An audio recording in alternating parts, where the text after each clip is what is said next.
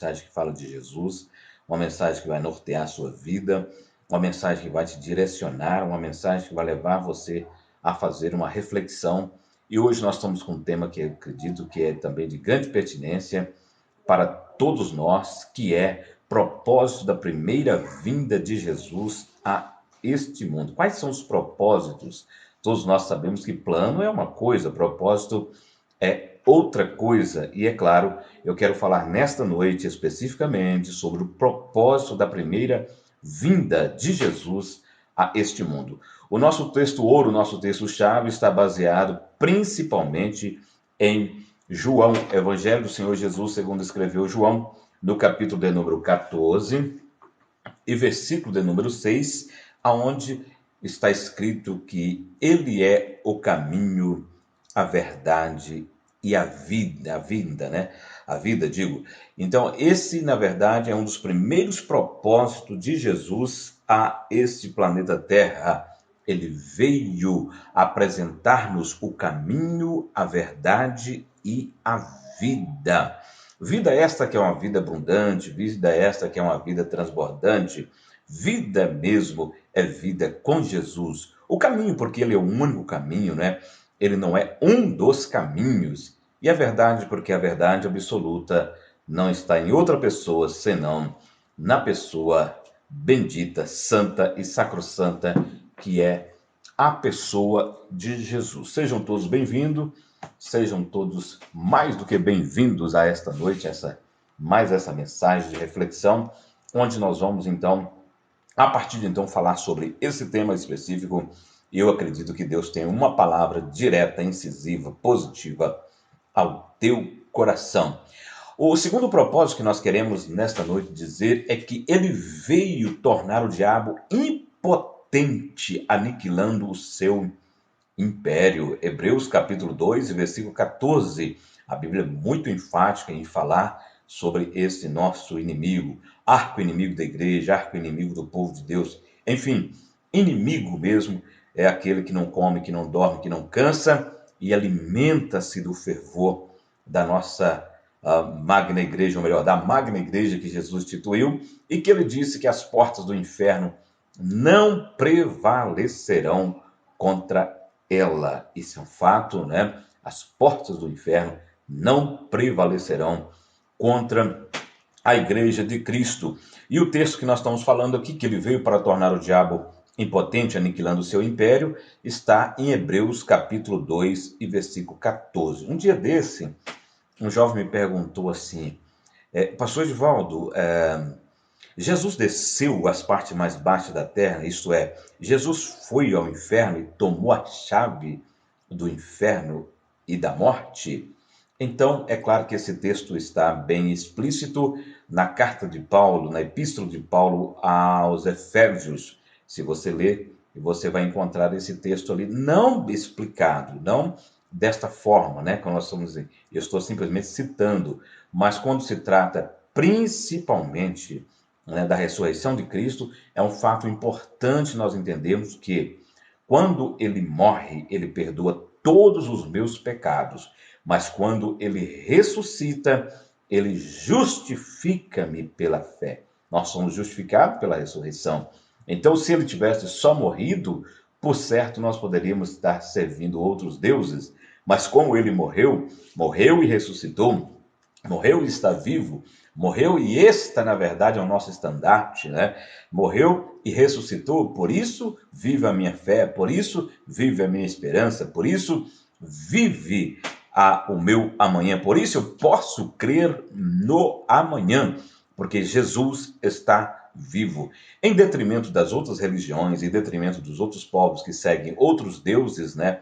Nós podemos observar uma coisa interessante, porque se nós fôssemos citar aqui outros deuses, nós vamos ver que esses pseudos deuses, deuses com letra minúscula, na verdade, eles não passam simplesmente de alguém meramente, meritoriamente, que veio a esse planeta Terra, morreu, mas não ressuscitou.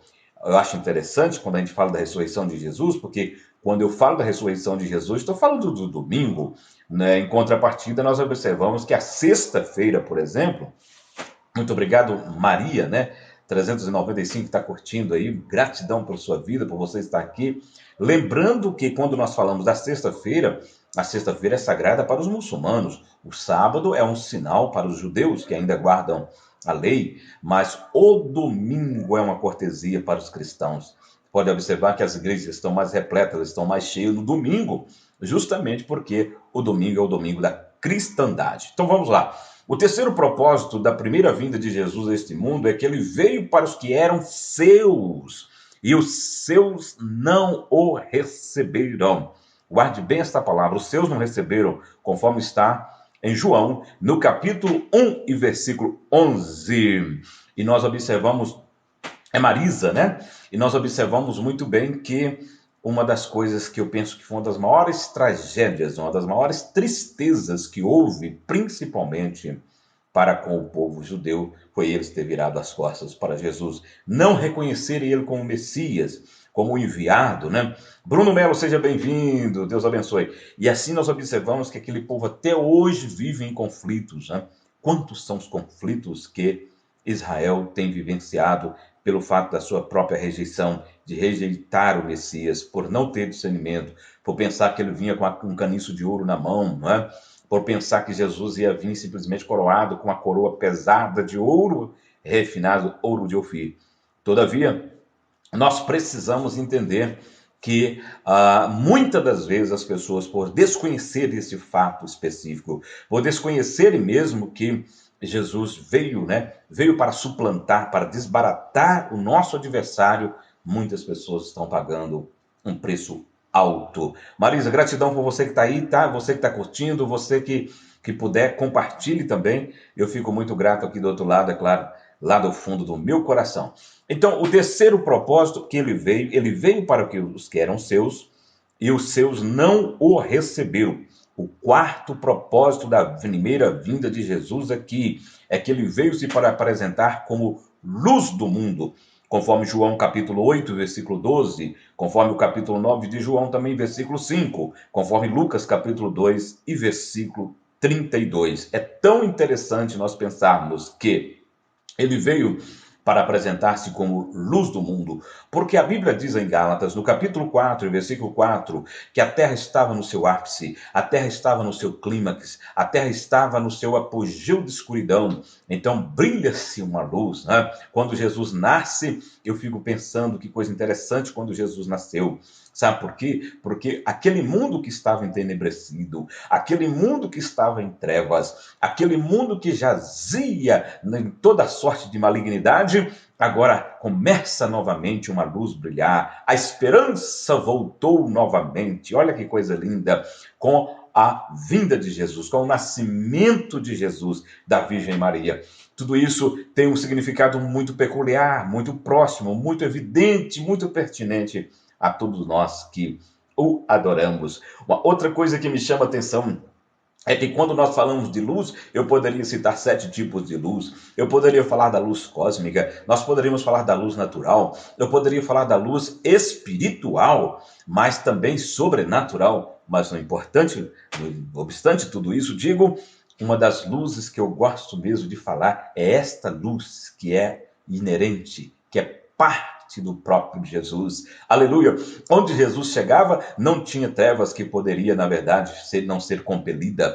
Aonde Jesus chegava, aquelas trevas, né, do desamor, as trevas, por que não dizer, da angústia, da solidão, etc, etc. Ia se desvaindo, porque não poderia ficar mais ali. A trevas da tristeza, né, essas trevas depressiva, opressiva, repressiva, depressiva, ia se desvaindo, porque a luz ia raiando. Eu quero, nesta oportunidade, dizer a todos e a cada um que a casa que tem Jesus, e naquele tempo, naquela pequena Nazaré, aonde Jesus estava, era tão lindo, porque eu fico imaginando, sabe o que eu fico vendo ali? Eu fico vendo que aquela casa era tão aconchegante. Não é por causa dos móveis que ali estavam, não é por causa de José nem de Maria, mas porque Jesus estava na casa. Olha só, Jesus foi desenvolvendo, foi crescendo na casa, junto com Maria e José. Que lar abençoado. Eu acredito que ali não tinha nenhuma negritude no sentido exclusivo de trevas. Por quê? Porque, na verdade, a luz estava dentro da casa. Aleluia! E aonde tem luz, é claro que nós temos pensamentos clarividentes. Aonde tem luz, tem uma reflexão com mais nobreza.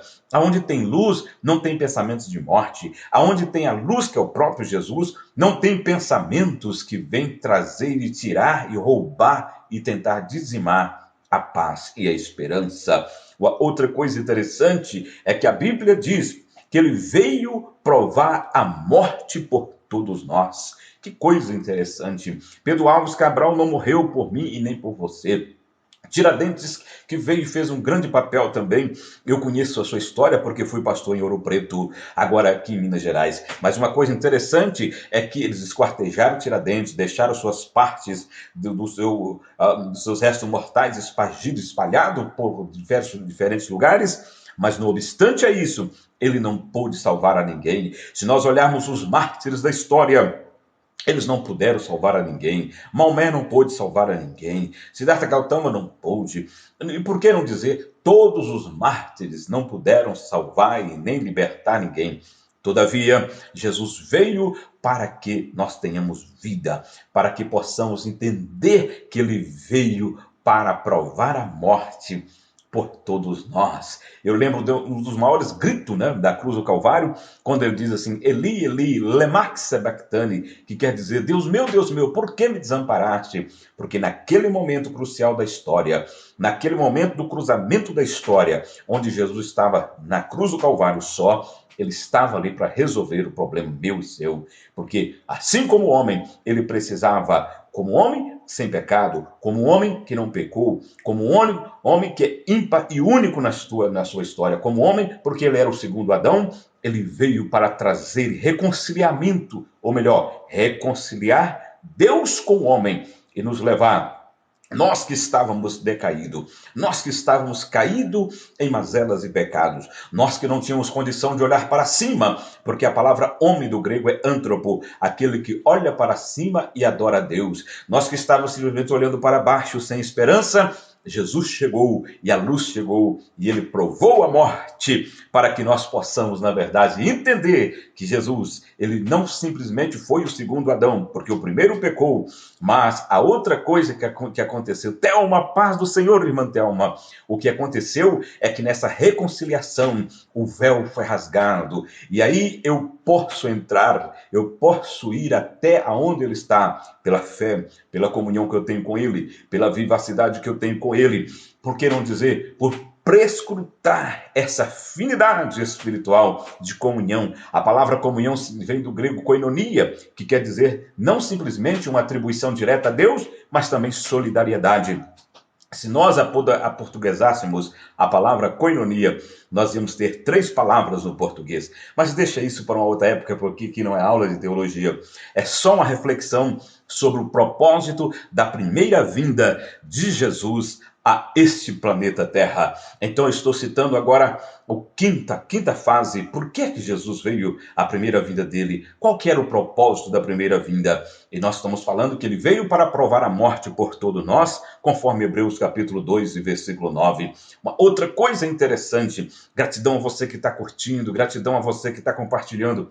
Uma outra coisa interessante é que ele veio para desfazer as obras de Satanás. Satanás também tinha obras, Satanás também tem obras, mas Jesus veio para desfazer as obras de Satanás. É uma coisa interessante quando nós observamos que 2 coisas que andam intrinsecamente ligadas ao cristão é a fé e a obra. A fé nós não podemos ver, porque fé é crer no incrível, fé é tomar posse do impossível, fé é você contemplar o invisível, isto é fé. Mas uma outra coisa interessante é que as obras precisam acompanhar um homem de fé. Agora, o homem espiritual que apresenta primeiro na sua vida não é as obras, não são as obras, mas sim a sua fé. É por isso que Abraão está escrito assim em Hebreus capítulo 11, que pela fé Abraão, olha que coisa linda, pela fé Abraão. Isso significa que um homem espiritual, uma mulher espiritual, que apresenta primeiro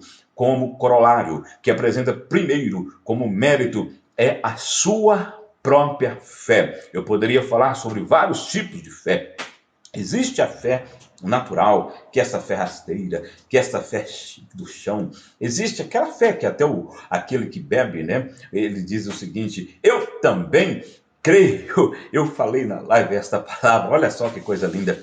Algumas pessoas dizem assim: eu também creio em Deus, mas essa é uma fé rasteira. Agora, a fé propícia, a fé intrínseca do cristão genuíno é uma fé, ela é pouco mais além. Olha só que coisa interessante. Existe aquela fé como barganha. Eu te dou tanto para receber tanto. Isto é uma fé como barganha. Existe um outro tipo de fé, sabe qual é? É aquela fé futurista. Eu vou aceitar a Jesus no ano de 2050.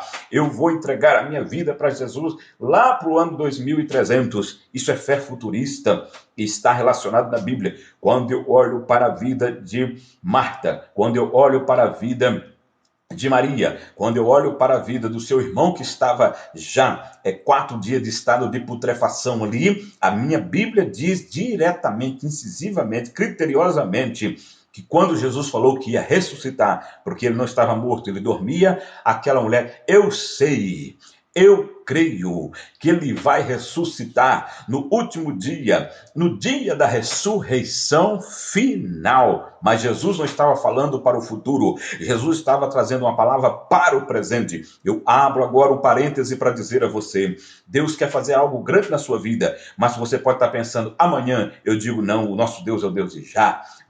Tudo para Deus é presente. Nós sabemos muito bem do passado e sabemos muito bem de algumas coisas do presente. Do futuro nós não sabemos porque ele está intacto. Para Jesus, tudo é presente. Para Deus, tudo é agora. O que você vai tomar posse amanhã, você precisa ter fé para receber agora. Existe um outro tipo de fé. Boa noite, Nazaré 28. Existe um outro tipo de fé. Qual que é o outro tipo de fé? O outro tipo de fé, além da fé natural, além da fé racional. Quando a pessoa racionaliza para conseguir algumas coisas, né, e usa isso até como mecanismo de defesa, existe um outro tipo de fé, que é a fé espiritual. Eu já falei da futurista, agora estou falando da espiritual. É boa, mas não é aquela que nós gostamos mesmo. Nós gostamos da outra. Nós gostamos da manifestação sobrenatural. Oh, coisa linda! Quando eu falo da manifestação sobrenatural, eu estou falando de algo que Deus vai evidenciar, que Deus vai concretizar, que Deus vai te surpreender, que Deus vai fazer, que Deus vai te dar, porque Ele é o Deus de já. Se você crer na promessa de Deus, se as coisas não estão efetivamente acontecendo para o seu propósito, para o seu beneplácito, se as coisas não estão indo conforme você desenhou, conforme você arquitetou, creia neste Deus, esse Deus que é o Deus de Abraão, esse Deus que é o Deus de Jacó, esse Deus que é o Deus dos profetas, esse Deus que é Deus dos patriarcas, esse Deus que é Deus poderoso, esse Deus que é o Deus que levanta, esse Deus é o Deus que sustenta pela palavra do seu poder, sustenta o universo e sustenta a sua casa, sustenta a sua vida. Então, se há uma tristeza profunda e você acha que já é depressão, está repreendido agora na autoridade máxima que há no nome de Jesus. Eu profetizo tempo novo na sua vida, porque Jesus já veio, morreu e ressuscitou. Eu estou trazendo uma mensagem reflexiva sobre o propósito da vinda de Jesus a este planeta Terra. A você que está curtindo, a você que está chegando agora, minha gratidão, meu muito obrigado. Deus abençoe a sua vida, a sua casa abundantemente. Vamos lá. O sexto propósito da vinda de Jesus, ele veio para desfazer as obras de Satanás. 1 de João, capítulo 3 e versículo de número 8. No número 7, ele veio para ser nosso sumo sacerdote. Hebreus capítulo 2 e versículo 17. O sacerdote tinha um ofício de, na verdade, ouvir o povo, ouvir a multidão, ouvir os pecadores e queimar, fazer aquele holocausto. A palavra holocausto significa oferta queimada. E ele queimava o holocausto e a fumaça tinha aquela direção de subir em sentido verticalmente, porque assim Deus estava aceitando o sacrifício. Jesus vem, e aí eu vejo uma coisa interessante, porque o profeta, ele aponta, o sacerdote, ele ouvia, o profeta falava de Deus para o povo, o sacerdote falava do povo para Deus. Olha que coisa interessante. E não obstante a isso, aí vem Jesus. Jesus é aquele que veio como profeta. Como profeta, ele falou toda a verdade do Pai. Como sacerdote, ele ouviu as agruras, ele ouviu os clamores, ele ouviu as dores daquela multidão, daquele povo daquela época. Ele sempre, quando tinha alguém que dizia, filho de Davi, tem misericórdia de mim, Jesus parava e dava atenção àquelas pessoas lá do mais recôndito da sua alma, quando estavam flagelados e sofrendo. Jesus sempre parou para ouvir. Isso é muito interessante. Eu abro um parênteses para dizer, o tempo que nós estamos vivendo, as pessoas não querem parar para ouvir, não querem ouvir as pessoas, porque para mim entender eu preciso ouvir, para mim compreender eu preciso ouvir, e muitas pessoas não têm mais tempo para ouvir. Isso está sendo uma tragédia para toda a humanidade. As pessoas precisavam parar para ouvir, porque quando eu ouço, eu compreendo o outro lado. Quando eu faço um julgamento temerário, significa todas as pessoas que julgam o seu semelhante é porque elas não sabem nada do outro. Ninguém pode julgar a sua história se não anda com você. Ninguém pode julgar a sua casa se não vive com você. Ninguém pode julgar meramente você, porque na verdade Deus não nos conferiu para que nós pudéssemos ser juízes. Nós somos voz de Deus para proclamar a verdade nesse tempo sombrio da história da raça humana. Outra coisa que me chama a atenção é que ele veio para proclamar liberdade aos cativos. Esse é um dos propósitos da vinda de Jesus. Olha que coisa linda. A Bíblia diz em Lucas capítulo 4, versículo 18, que ele veio colocar em liberdade os cativos, aqueles que se encontravam presos, amarrados, trancafiados pelas agruras, pelas amarras de Satanás. Jesus veio e trouxe liberdade. Quando nós falamos de liberdade, as pessoas pensam que a maior liberdade está nos Estados Unidos da América. Quando a gente fala de liberdade, alguém diz assim, não, eu tenho liberdade, eu tenho liberdade financeira. Mas Jesus não estava falando nem do ouro e nem da prata. Quando ele estava falando de liberdade, ele estava falando de liberdade do Espírito, em você poder adorar a Deus definitivamente, sem nenhum impedimento. Oh, aleluia! Eu quero glorificar a Deus, porque eu posso falar com meu Pai e Ele me ouve bem. Eu posso falar com Deus e Ele me ouve bem. Você pode falar com Deus e Ele te ouve e te escuta bem. Por quê? Porque os ouvidos dele não estão agravados. Olha que coisa linda. A Bíblia diz que quando Ele veio para proclamar a liberdade, é porque as pessoas estavam presas. Quantas são as pessoas que estão presas no corpo? Presa no corpo porque entregou a vida promíscua. Quantas são as pessoas que estão presas na alma, vivendo em sintomas depressivos e psicológicos e psiquiátricos, que são profundamente, alguns com neurose específicas profunda. Quantas são as pessoas que estão querendo tirar a sua própria vida porque está sentindo dores na alma? Quantas são as pessoas que nesse instante estão vivendo enclausurada, trancafiadas, dentro de um quarto, pensando em tirar a sua própria vida, porque não há mais esperança. Eu venho nessa simples live, com essa mensagem bem simplista, dizer a você, a todos e a cada um, que claro, vão estar me ouvindo posteriormente, Deus veio através do seu bom Filho, através do seu eterno Filho, através de Jesus Cristo, para colocar você, tanto no corpo, tanto na alma, livre, e no espírito livre para adorar a Deus. O nosso Deus está buscando os verdadeiros adoradores que o adorem em espírito e em verdade. Eu quero glorificar a Deus porque eu não sou idólatra. E o idólatra precisa de uma imagem. O idólatra precisa de alguma coisa para que ele possa se postar. Não. O idólatra precisa de alguma coisa para ele dizer, aqui está o meu Marduk, ou meu Marduk. Marduk, na verdade, era aquele Deus, o pai de Abraão, que tinha o nome de Terá. Só para você se situar. Mas tem uma coisa interessante, nós não precisamos disso. Nós precisamos é da mão protetora. Nós precisamos é do toque do seu espírito. Nós precisamos é da sua presença. Nós precisamos é da sua onipresença. Nós precisamos é do seu poder. Nós precisamos é da sua unção. Nós precisamos da sua graça. Eu profetizo que não vai faltar graça para você continuar. Não vai faltar graça para você cantar. Não vai faltar graça para você adorar. Nós estamos vivendo no tempo da graça, nós estamos vivendo a dispensação da graça, nós estamos vivendo, na verdade, na dispensação do Espírito Santo. Ô povo de Deus, não é momento da gente curvar, é momento de nós erguermos os nossos olhos e entendermos que os campos estão brancos para a ceifa. Eu vou para o nono propósito, porque foi feito, olha, porque Jesus veio a primeira vez, digo, ele veio pregar o reino de Deus. Jesus fazia 3 coisas interessantes no seu ministério.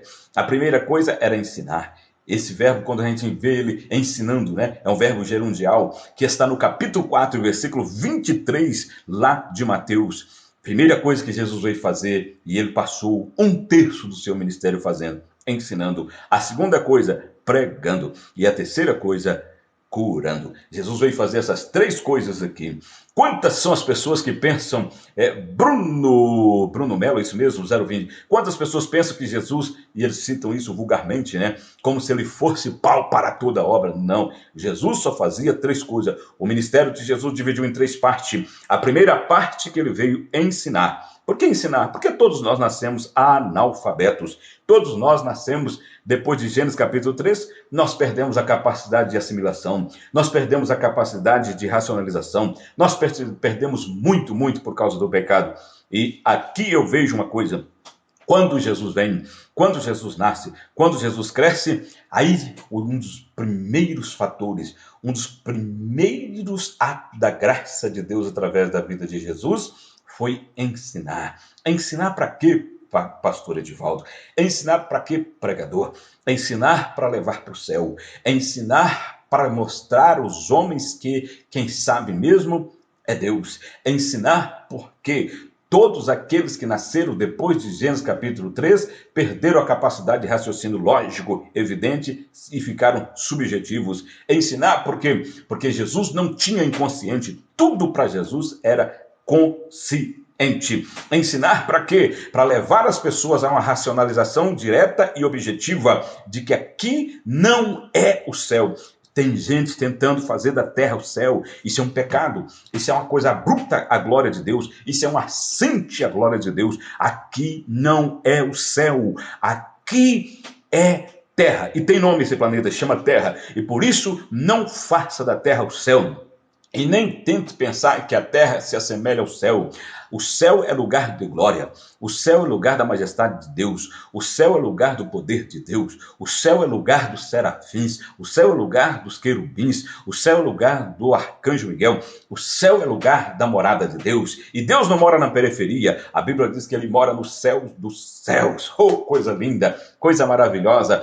Hoje eu estou empolgado, estou muito animado para pregar, porque eu sei de quem estou falando, eu sei por que estou falando, aleluia. Então nós observamos que ele veio pregar o reino de Deus, Lucas 4:43, mas a Bíblia diz que ele veio nos purificar, Apocalipse capítulo 1, versículo 5, e Romanos capítulo 5 e versículo 9, que coisa maravilhosa, ele veio nos purificar.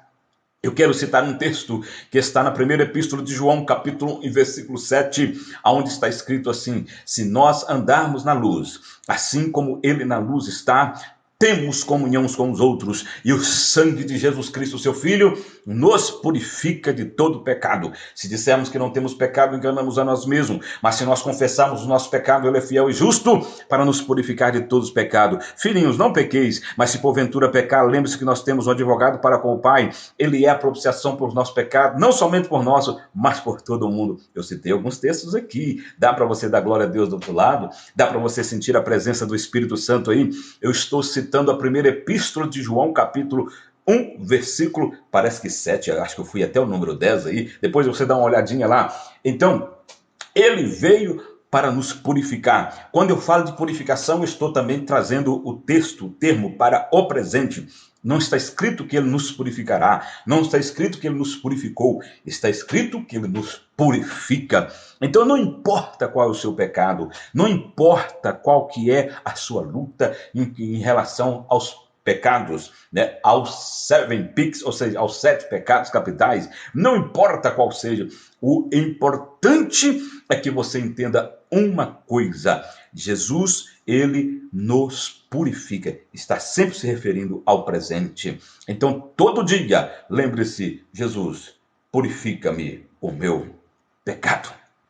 E aí a Bíblia vai nos dizer que ainda que você esteja totalmente entenebrecido por causa do pecado, ele te tornará a sua vida mais branco do que uma pura lã. Aleluia! Mais puro do que uma neve quando está no seu ápice caindo, principalmente naquela região aonde neva. Agora, uma coisa que eu acho interessante aqui é que um dos propósitos de Jesus é que ele veio cumprir as leis, a lei, digo, e os profetas. Que coisa interessante. Quando a gente fala de profeta, Adonai, boa noite. Quando a gente fala de profeta hoje, tá cheio de pseudo-profetas aí, né? Que não gostam de ler a Bíblia, que não quer ter compromisso com Deus. Quando eu falo de profeta, eu poderia falar do ministério profético.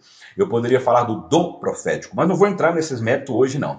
Eu poderia falar, por exemplo, do ministério dos 5 lá do Antigo Testamento. Eu poderia falar dos menores, que são 12. Eu poderia falar dos maiores profetas, que foram 5. Nós poderíamos falar de homens do Antigo Testamento que vaticinaram, que profetizaram. Eu poderia falar do profeta Isaías. Eu poderia falar do profeta Jeremias. Eu poderia falar do profeta Daniel, eu poderia falar de todos esses que estão inseridos no contexto bíblico, porém, é só para você ver que cada um Deus usou dentro do seu tempo. É tempo de profetizar, mas eu tenho que saber que hoje, na verdade, Deus manifesta em mim e naquele que crê o poder alusivo, interpretativo do Espírito Santo para profetizar. Mas nenhum profeta chegou a dizer que era profeta na Bíblia. Nenhum, eu vou repetir. Nenhum profeta disse, eu sou profeta. Porque quem reconhecia esse dom profético eram outros que reconheciam. Então, quem é profeta, quem reconhece mesmo que é profeta, é aquele que está vendo, aquele que está profetizando. E a profecia, ela precisa cumprir 3 tempos. O primeiro tempo da profecia, que é para edificar. O segundo tempo da profecia, que é para consolar. O terceiro tempo da profecia, que é para exortar. Se uma profecia não está dentro desse bojo, então ela pode sofrer varias, ela pode sofrer interrogações, ela pode, por que não dizer, passar pelo crivo da Bíblia Sagrada e não ter apoio. Então vamos lá, Jesus veio para cumprir a lei e os profetas. Guarde bem essa palavra. Eu não entro nas leis, porque eu poderia falar da lei cerimonial, eu poderia falar da lei moral, e aí nós teríamos que ter um outro tempo aqui, porque a exiguidade de hoje é muito grande. Agora, uma coisa interessante é que a Bíblia diz que ele veio, esse é um dos propósitos também de Jesus ter vindo, ele veio para apresentar-se como pão da vida. Oh, coisa linda! Quando eu falo de pão, eu preciso falar do trigo. Quando eu falo do pão, eu preciso falar do Egito Antigo. Você sabia que o pão que nós gostamos, que agora, por causa da guerra, o trigo ficou um pouco mais elevado, né? Você sabia que o pão é muito antigo? Você sabia que o pão não é somente dos tempos de Jesus? Você sabia que o pão vem lá do Egito Antigo? E o pão tem um simbolismo, assim como o pão é elemento para o corpo, assim também o pão, dentro da simbologia bíblica, representa, tipifica a palavra de Deus para o Espírito. Guarde isso no âmago da sua alma. Quando nós falamos do pão, e se nós voltássemos um tempo atrás e pegasse todo o processo para chegar no pão, meu Deus, é uma outra live, é uma outra mensagem, é muito rico a Bíblia, gente. Eu fico vendo pessoas que às vezes não gostam dela porque, na verdade, Deus não deu, né, o poder para mergulhar nessas profundidades da riqueza, como disse Paulo. Eu vou partir para a conclusão e vou dizer a todos e a cada um aqui que não falte pão, Deus não vai deixar. Eu vou ser mais incisivo, eu vou ser mais direto, eu vou ser mais objetivo. Deus não vai deixar faltar pão no tempo da crise. Sabe por quê? Porque o pão representa alimento para o espírito. Agora nós precisamos entender que são 3 elementos que no tempo da crise Deus não deixa faltar. O primeiro é pão, mas a Bíblia fala de um outro elemento. Assim como o pão é alimento para o corpo, a palavra que procede da boca de Deus, conforme Mateus capítulo 4, versículo 4, ela é alimento para o espírito. O segundo elemento que Deus não deixa faltar no tempo da crise é o vinho, porque o vinho vem da uva. E quando nós falamos da uva, não precisa falar do lagar. Quando nós falamos da uva, nós estamos nos remetendo ao Antigo Testamento, aonde nós observamos que a uva ela é muito representativa. A Bíblia fala lá no livro de Gênesis sobre a uva que representa também, que simboliza, que tipifica o sangue de Jesus, não é? Esses elementos que são inanimados, mas que depois da oração tem um poder maravilhoso, simbólico, para representar o sangue de Jesus. Uma outra coisa interessante que Deus não deixa faltar no tempo da crise. Você sabia que Deus não deixa faltar o óleo? E o óleo, no Antigo Testamento, tanto quanto no Novo, representa, simboliza o power, o poder de Deus na nossa vida. Oh, aleluia! Deus não vai deixar faltar. E o óleo vem dos olivais, o óleo vem do azeite, o óleo vem da oliva. E assim nós entendemos que uma coisa. Você lembra da parábola das virgens, das 10 virgens? Você lembra? Não deixe faltar o óleo sobre a tua cabeça, porque em Eclesiastes, este livro, o terceiro livro do sábio Salomão, dos 66 livros da Bíblia, 3 foram do sábio Salomão. E não poderia faltar Eclesiastes, quando ele fala, nunca falte o óleo sobre a tua cabeça, porque a cabeça é uma das partes mais importantes do corpo. Alguém muitas vezes acreditava que era o coração, mas é a cabeça. Então não deixe faltar a unção de Deus sobre a sua cabeça, para você raciocinar, para você pensar, para você interpretar, para você assimilar, etc. Eu vou partir para a conclusão. A Bíblia diz, e eu quero citar mais um propósito da primeira vinda de Jesus aqui a esta terra. Ele veio nos oferecer a garantia de uma melhor aliança.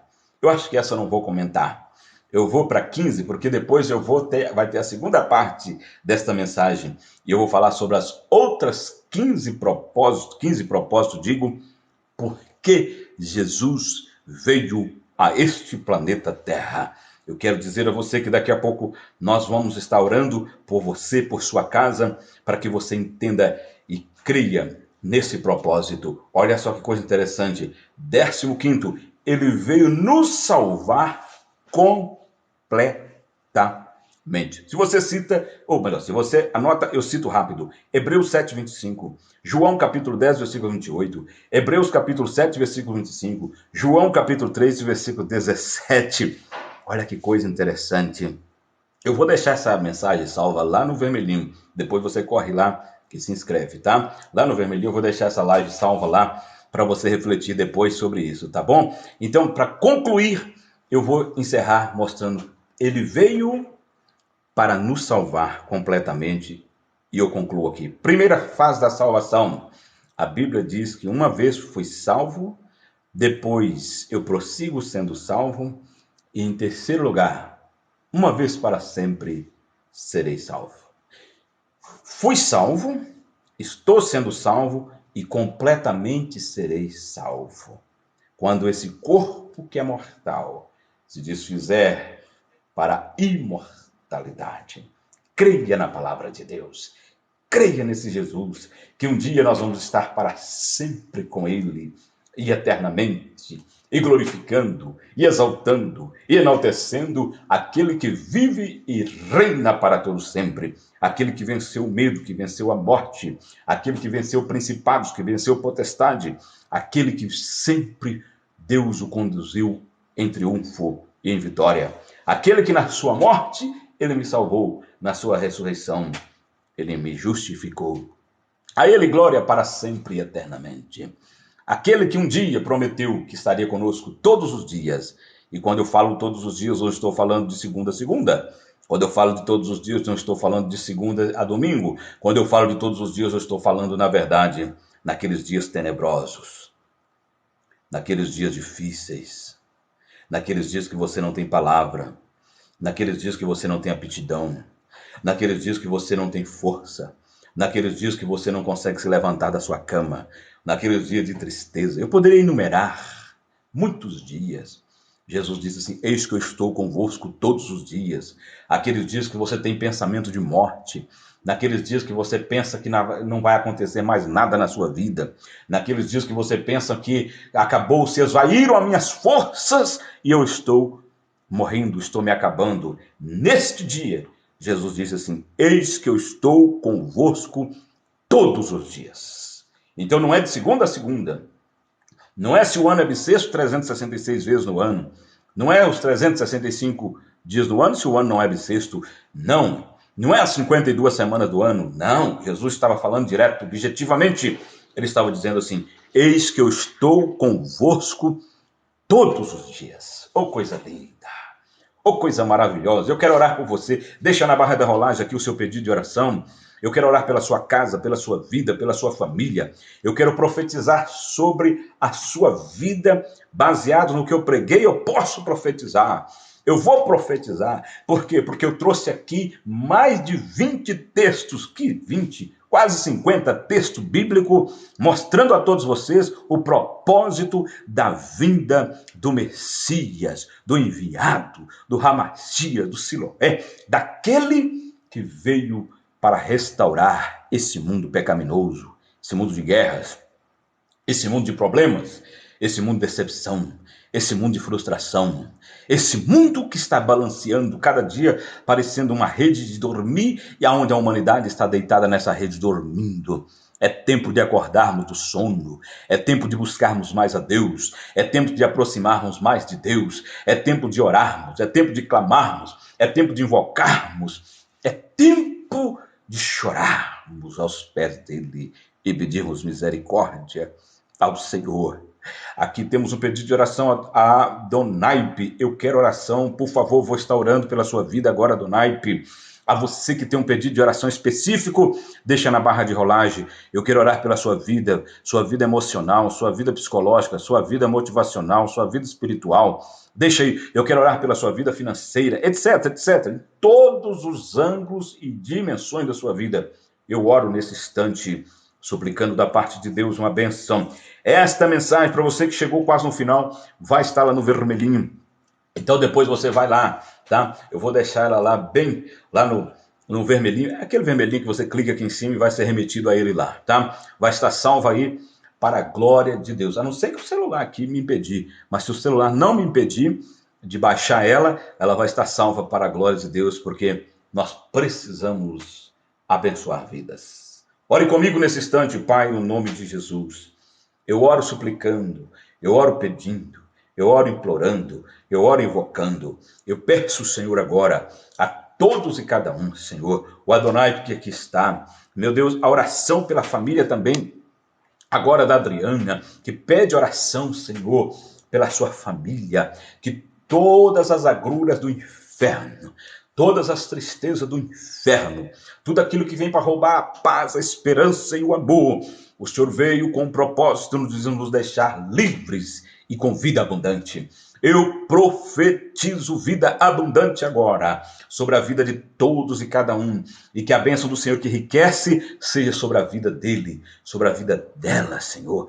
Aonde está faltando paz, Senhor, traga paz. Aonde está tendo guerra, Senhor, que cesse essa tempestade e que o Senhor possa fazer dela bonança.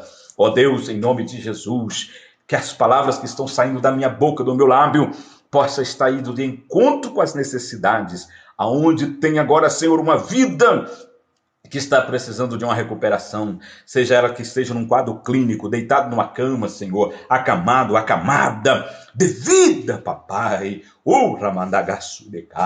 de vida espiritual, Senhor, repreenda Satanás e sua gangue, eu mando embora agora toda dor, eu expulso agora tudo aquilo que não te pertence, ó Deus, Satanás e sua gangue, eu te repreendo dessa casa, desse relacionamento, tira suas patas nojentas dessa família, na autoridade máxima que há no nome de Jesus, toda obra seja desfeita agora, em nome de Jesus de Nazaré, receba vida, receba vitória, receba a unção de Deus. Jesus está quebrando agora todo laço, toda a cadeia do inferno. Eu sinto a presença do Eterno inferno aqui. Uramacanto, Fastecamarrai. Eu profetizo sobre a sua vida não vai ser mais a mesma. Deus está quebrando agora os grilhões através do seu bom espírito. Está caindo por terra agora toda a fúria do inferno, toda a obra arquitetada, desenhada de Satanás, está caindo por terra agora. Receba a unção do Espírito, o refrigério do Espírito, o consolo do Espírito, o amor do Espírito Santo. Receba sobre a sua vida, sobre a sua casa, todo laço de morte, espírito de morte. Eu te repreendo em nome de Jesus. Tu não vai matar filhos de crente. Satanás, tu não vai matar filhas de crente. Em nome de Jesus. Tu não vai destruir família, Satanás. Eu te repreendo na autoridade e porque estou debaixo do sangue de Jesus. Receba a tua bênção. Receba a tua vitória. Receba em nome de Jesus. Em nome de Jesus. Deus abençoe a todos. Se você puder ir no vermelhinho depois, eu vou procurar deixar essa mensagem lá para você refletir sobre os textos bíblicos. Quero agradecer a todos e a cada um, lembrando que na nossa bio aqui tem alguns dos nossos títulos escritos, estamos já prontinho para publicar mais um. Eu quero agradecer a todos e a cada um que passaram aqui, gratidão pela sua vida, Adonai, enfim, todos os amados irmãos em Cristo Jesus, tá? E gratidão por você ter ficado até o final. Tenha uma excelente noite de descanso, lembrando que a vitória é nossa pelo sangue de Jesus. Deus abençoe a sua casa, Deus abençoe a sua família, em nome de Jesus. Irmã Thelma ainda está aí ainda, Deus abençoe a sua vida. Irmã Thelma, estava sentindo sua falta aqui, embora eu estou fazendo esporadicamente também aqui live, não estou sempre por causa do acúmulo de atividades, todavia agradeço a sua participação, agradeço o seu carinho, agradeço os seus likes, aí, o seu dedinho, não é like, não, o seu tec-tec aí, né? A Tatiane chegou agora, Deus abençoe você, Tatiane. Nós estamos aqui finalizando, mas vai ficar salva lá no vermelhinho. É só subir aqui, tá? E se inscrever lá, tá bom? Me dê a sua honra. Se inscreva lá, porque crescer nesse vermelhinho é só Jesus na causa. Mas com vocês, nós vamos vencendo. Então vai ficar essa mensagem gravada, tá? Lá. Que Deus abençoe a todos e a cada um, no nome poderoso de Jesus. Deus abençoe, irmã Thelma.